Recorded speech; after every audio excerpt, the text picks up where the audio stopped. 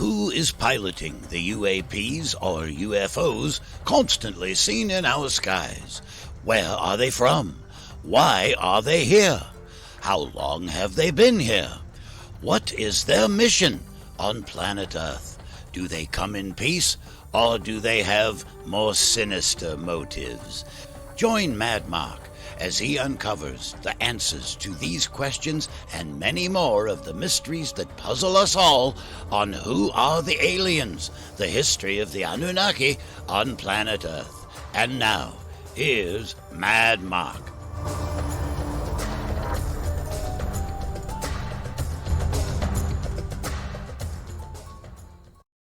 Today's episode, Introductions, Cargo Cults, and Introducing the Anunnaki. Hello everyone, and welcome to Who Are the Aliens? The history of the Anunnaki on planet Earth. I'm Mad Mark, and before I begin, just a quick reminder to please like, share, and comment. It helps so much. I would also like to mention that I have created a Facebook page specifically for this show. I put a link down in the show notes, so please check it out and follow me over there. I'm hoping that this will become a place where we can all gather to discuss each episode and where you can voice your comments and questions, so please check that out.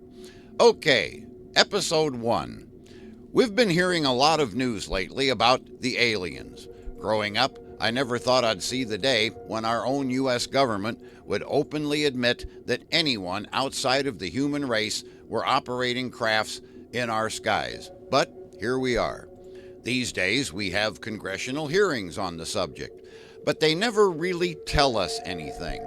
Although I have to admit that just the fact that they're actually talking about this subject does give me hope.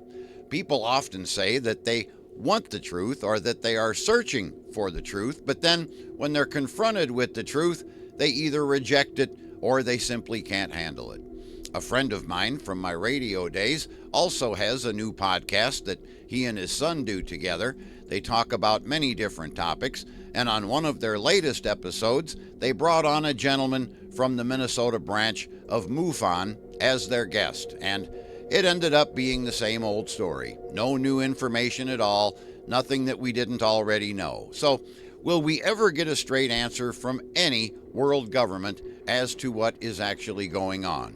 My guess is that information will only come forth when their backs are against the wall, contact has been made, and they have no other choice but to reveal what they know. And that brings up another series of questions. Do they actually know what's going on and who these aliens are? The answer is yes, they absolutely do, and they've known it for years. So, who are the aliens? Well, that's more than just the name of this show. It's what we're basically going to be discussing on this program every week, you and I together. Hello everyone, I'm Mad Mark, your host on this adventure, and I'm going to tell you all a little bit about myself, but not too much, because we're not here to talk about me. But you should know at least a little bit about the person that you're listening to.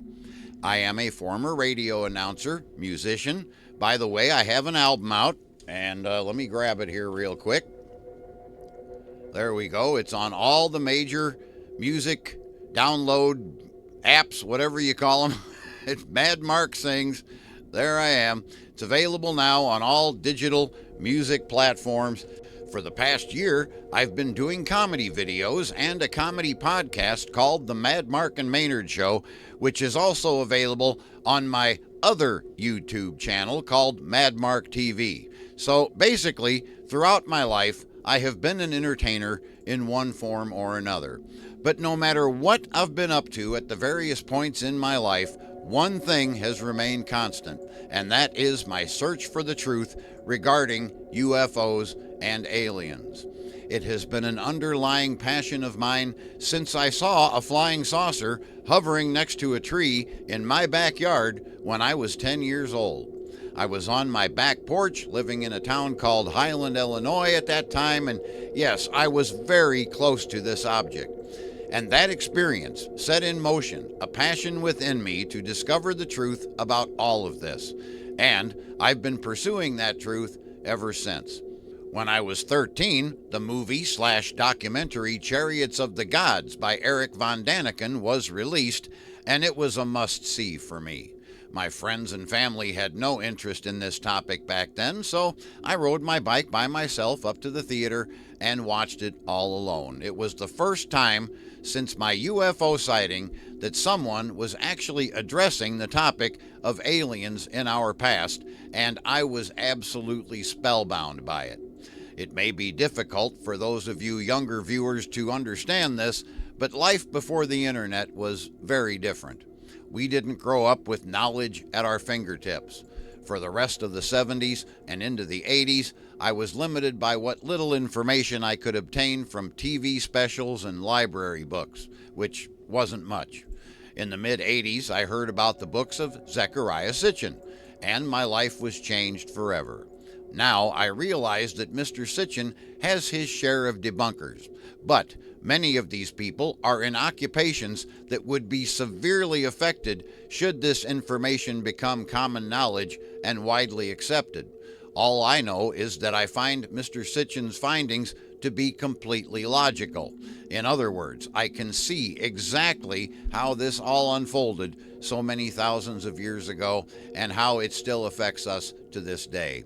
You know, I have always been a person who asks a lot of questions. I'm from Missouri, after all. You have to show me. And this goes for virtually any topic, from religion to geography to why people look and behave the way they do. Throughout my life, whenever something didn't make sense, I wanted to know why. Perhaps many of you feel that way as well. I'm from Missouri, after all. As I said before, you have to show me. And the more I delved into Mr. Sitchin's books, the more my questions began to get answered. Now, I want to make it perfectly clear that I am not a researcher. Yes, I have done research in my life, off and on, at various times. But, like most of you, I had jobs, obligations, family matters, just life in general that took up much of my time. So, I just want to stress the fact that I am just like you. Just because I'm hosting this podcast does not mean that I am claiming to know everything or that I'm putting myself up on some sort of pedestal. Nothing could be further from the truth. I still consider myself to be a student of all of this, and my hope is that we can all get together for a half an hour every other week and study this topic together. Learn about the Anunnaki and Mr. Sitchin's work together. Yes, of course, I have read all of his books before, and I have retained a certain amount of knowledge about them. But with all of this talk going on these days about aliens, and with contact and eventual certainty, I thought that this was the perfect time to re-examine this topic. Refresh my memory, perhaps discover a few details that I may have missed the first time through, and do all of this while at the same time sharing it with all of you. Learning together who the Anunnaki are, how and why they have become intertwined with us on this planet, how they still affect our daily lives, and why this is all so very important. Get ready for the ride of your life right here with me, Mad Mark, on Who Are the Aliens? The History of the Anunnaki on Planet Earth. And what better place to start than with Zecharia Sitchin's first book, The 12th Planet, published by Stein and Day in 1976. But first, I want to take a quick leap backwards for a moment and attempt to enter the mind of Mr. Sitchin as he sat down to write this first book. At the time of its writing, I highly doubt that Mr. Sitchin knew that there would be a second, a third, or especially not a 12th book, because as most authors will tell you, the possibility of a new book depends directly upon the success of the last one, at least until the author becomes established. The reason I mention all this is because this book, and likewise the first several episodes of this show where we'll be discussing this book, is attempting to cram in as much of Mr. Sitchin's knowledge on this topic in as little time as possible in order to present an overview. So I don't want you to get overwhelmed or discouraged. Yes, he throws a lot of information at us very quickly over the book's 530 pages, and thus I will too in my first few episodes. But all of this will be revisited much more in depth and detail as we proceed through all 12 of Mr. Sitchin's books. So just try and hang on and enjoy the ride. Chapter 1 of this book begins by talking about the evolution of man.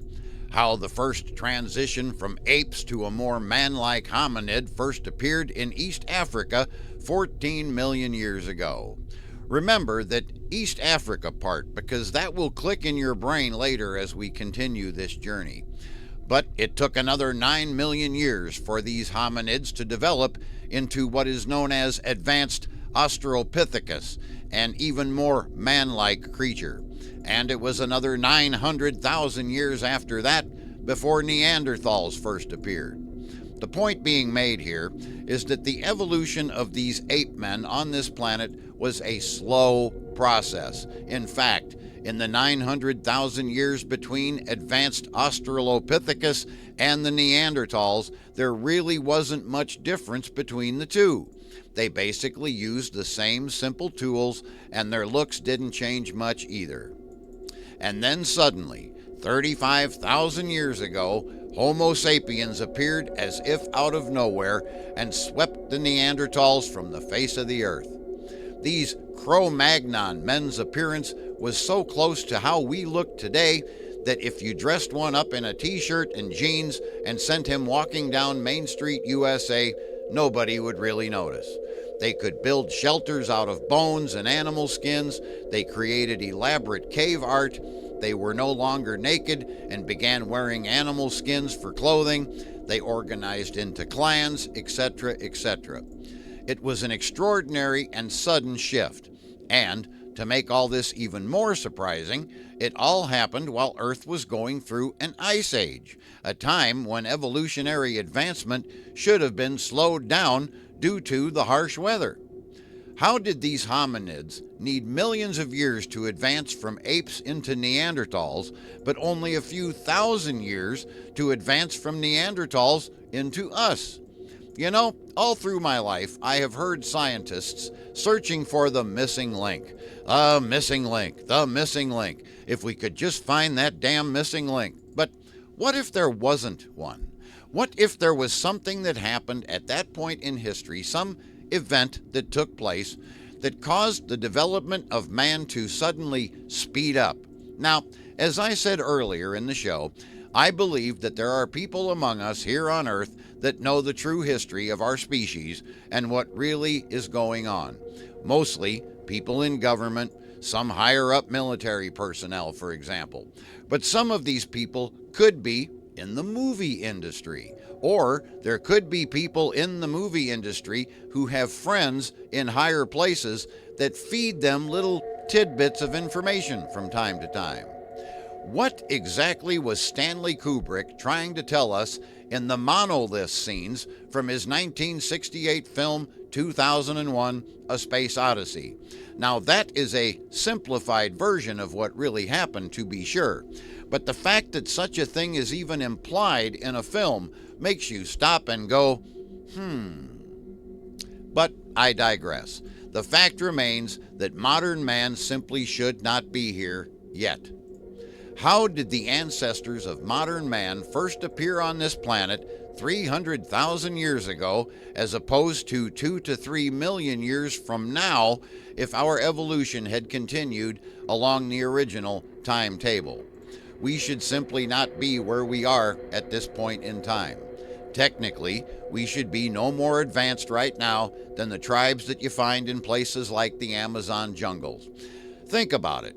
We are less than 50,000 years from the Neanderthals, and we are launching ships into space? Though scholars cannot explain our sudden leap of advancement 11,000 years ago, we do know where it started: the Middle East. From the area now known as Iran and Iraq, down to Syria, Lebanon, and Israel. But the odd thing is that scholars have found evidence in that region that between 100,000 and 13,000 years ago, man's advancement actually regressed, probably due to the harsh living conditions of the Ice Age. From 27,000 BC to 11,000 BC, we almost disappeared completely. And then, 11,000 years ago, boom, here we are in full force and at a greater, higher cultural level. Suddenly, we are farming, domesticating animals, making pottery. How do you explain this rapid advancement? And then there came Sumer, home of the first civilization, the Sumerians, where south-central Iraq is located to this day, nestled in between the Tigris and Euphrates rivers, and the first great cities, Eridu, Uruk, Kish, Nippur, Lagash. Eridu, the first Sumerian city, is where archaeologists uncovered a temple dedicated to Enki, the Sumerian god of knowledge. This temple was built on virgin ground, meaning that nothing had ever been built there before it existed. The rest of Chapter 2 of this book explains in detail just how advanced the Sumerians were, especially for being the first civilization on Earth. It's a very interesting read, and I highly recommend it. However, that does not mean that it would be exciting for a podcast audience, and so I'm going to move on. So, what was it that caused this great and rapid transformation in human development between 11,000 BC and 3,800 BC?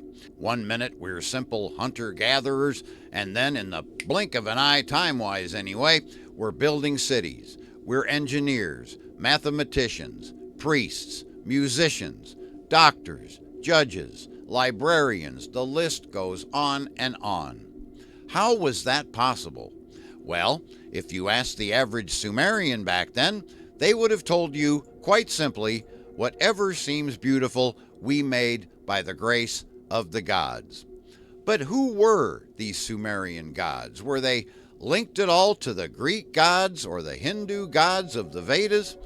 I find it interesting that in both Hinduism and the Greek pantheon, there were 12 main gods that were worshipped.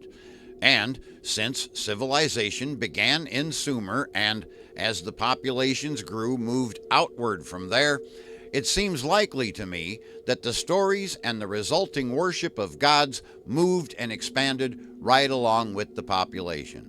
Only the names were changed to protect the innocent. We established earlier that Sumer basically began in 3,800 BC and that everything else sprang from that.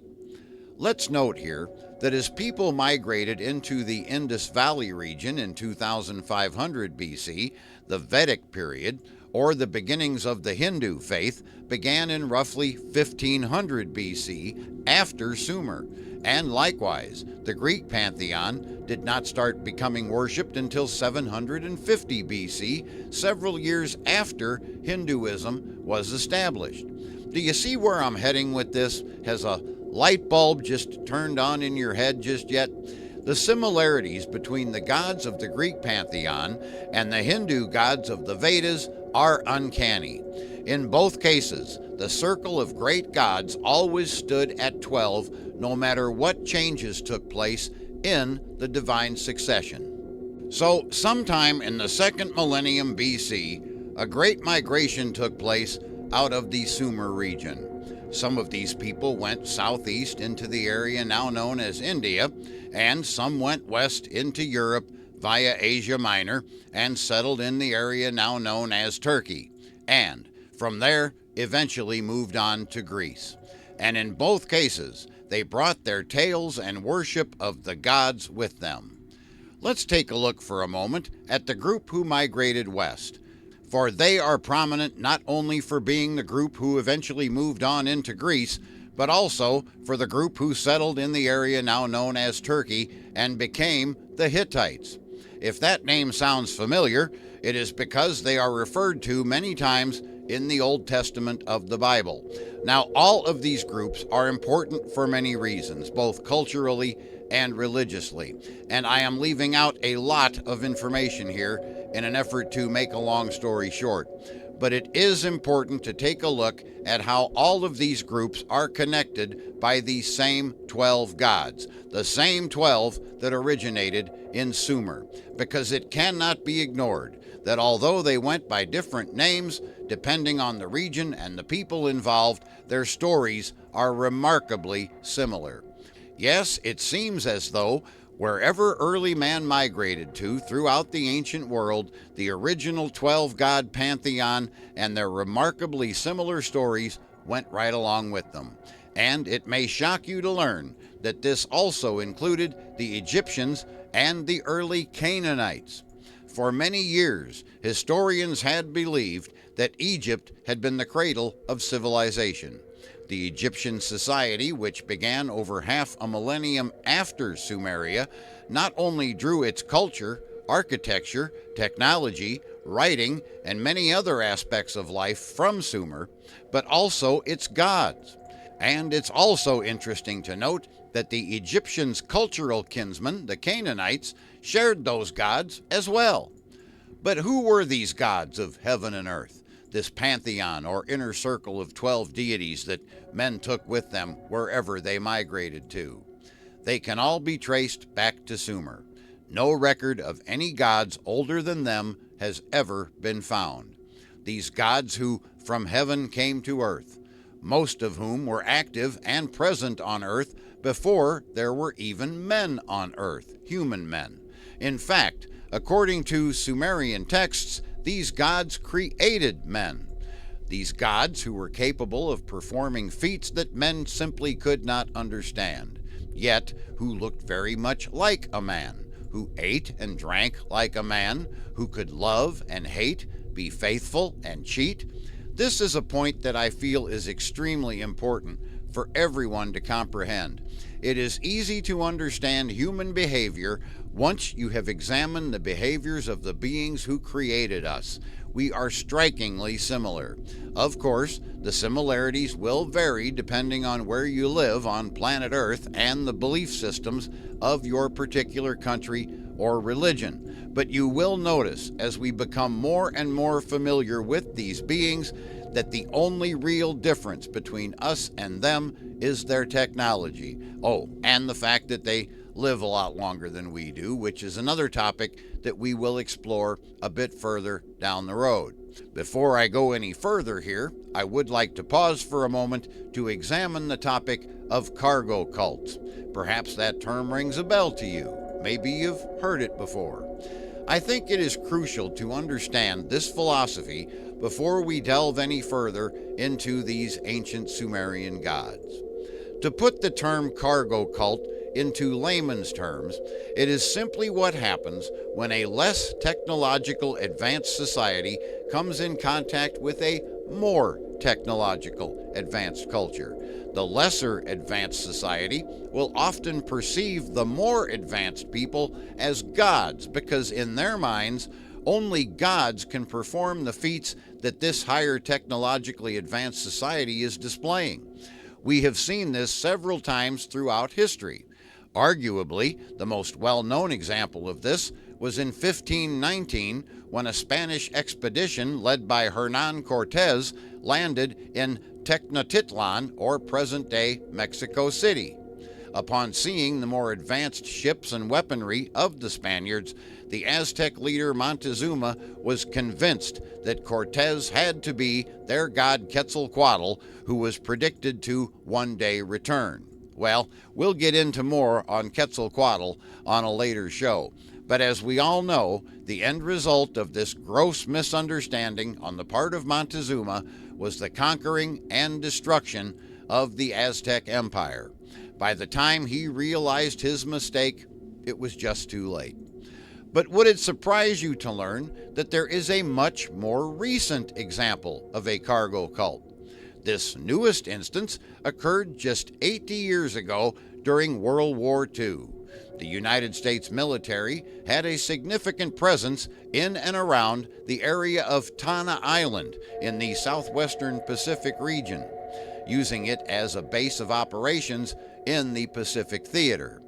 But the problem was that the native inhabitants of Tanna Island having led a very isolated existence for hundreds of years, had never seen or been in contact with the modern technology of that time. To make a long story short, supplies for the American troops were regularly unloaded on Tanna Island by a pilot who introduced himself as John from USA. The islanders came to believe that John From was a god who would bring riches from the sky.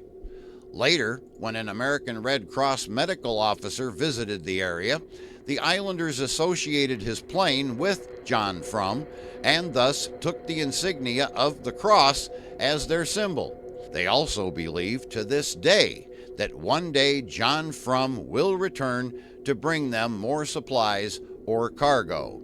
I find it fascinating, this belief that one day John From or their god will return and their lives will be better. Does that sound familiar to anyone? Have you heard that before? To this day, the practitioners of the John From cult perform unique rituals that mimic military drills and practices in an effort to persuade their god to return. They even build strange idols and objects that resemble the crafts and technology that they saw the soldiers using during World War II. All because they mistook people with higher technology as gods. And they want these gods to return and bring them more cargo. The similarities between this World War II cargo cult and most of today's religions here on Earth is astounding. And I wanted to present it to you here before we start talking about these Sumerian gods who from the heavens came down to Earth. The head of this family of gods of heaven and earth is An, or Anu, as he is referred to in the Babylonian Assyrian texts. I personally prefer Anu. So he will be known as Anu on my shows from here on out. Anu was the great father of the gods, and his realm was the expanse of the heavens.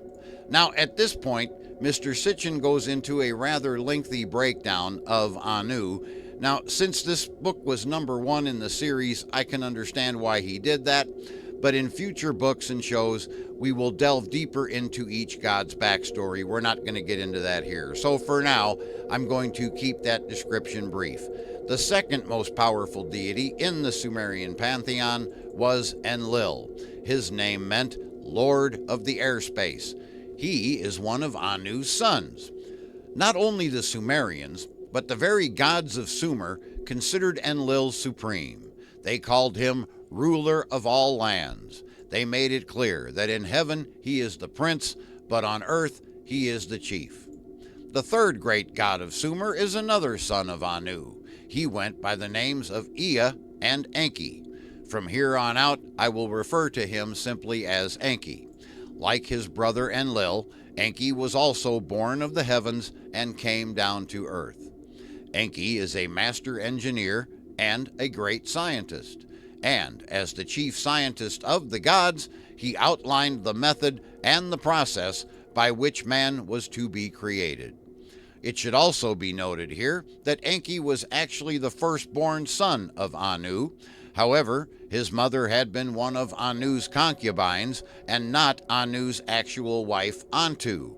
Because Enlil was the first son born of both Anu and Antu, he was given the right of succession over Enki, and this fact led to much tension and aggression between these two half-brothers. At this point, Mr. Sitchin goes into describing all of the sons and daughters, grandsons and granddaughters, as well as the sordid affairs that Enki had in his attempts to try to usurp the order of succession away from Enlil. We will revisit all of that on later shows. What we are attempting to establish at this time is who the main gods are. The Sumerians even created a unique numerical ranking system for these gods, and these numbers were so important that in some of their ancient texts, the numbers are listed in place of the god's name. Anu was given the highest number of 60. His wife Antu was 55. Enlil was 50. His wife Ninlil was 45. Enki was 40, his wife Ninki was 35, and so on and so forth. This will also become important at a later date, but for now, I'm just going to mention it. And this is where I will conclude show number 1. I've given you quite a bit to think about. On today's show, we learned about the evolution of man, how it was an extremely slow evolutionary process until suddenly, bam, we're wearing clothes, we're farming, we're building cities, creating governments and laws. What happened that suddenly supercharged our evolution? We learned that the cradle of civilization was a place called Sumer, located in what is now Iraq. We learned about the pantheon of 12 main gods and how people carried these gods with them no matter where they migrated to throughout the known world of that time. We also covered cargo cults and what happens when a higher technologically advanced society comes in contact with a lesser advanced society. And we were introduced to Anu, Enlil, and Enki, the main gods of this Sumerian pantheon. That's a lot for one show, but we have so much more to cover and learn. I'm Mad Mark, and I sincerely hope that you have enjoyed this episode. If so, please tell your friends and help spread the word about this program. I also wish to remind everyone that listening to this podcast is no excuse to not read the book that we are discussing here. It's The 12th Planet by Zecharia Sitchin. It is an amazing work, and I am leaving out much of the information in order to keep the show flowing properly, so do yourselves a favor and read that book. Today we have taken our very first step in our journey to discover the truth. I promise you that things will get more and more interesting the further we delve into this topic of who are the aliens, the history of the Anunnaki on planet Earth. Bye for now.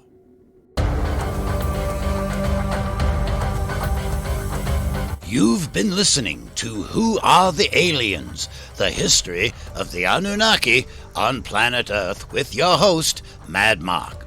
Join us again on our next program when Mad Mark will once again uncover the answers to the mysteries that puzzle mankind.